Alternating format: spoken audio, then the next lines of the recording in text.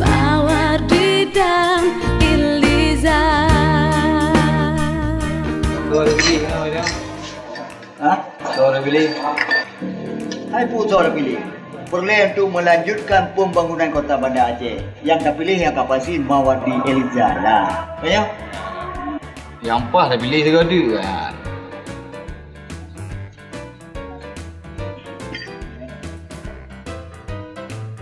Pak, pandainya kan?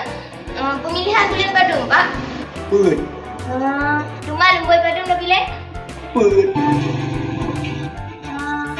Pak, dua. Bulan Badung mana berapa? Put. Pak, Badung mana berapa? Put. Ya, mari lanjutkan pembangunan Kota Banda Aceh dengan mencoblos Mawardi Nurdin Iliza Sadudin Jamal.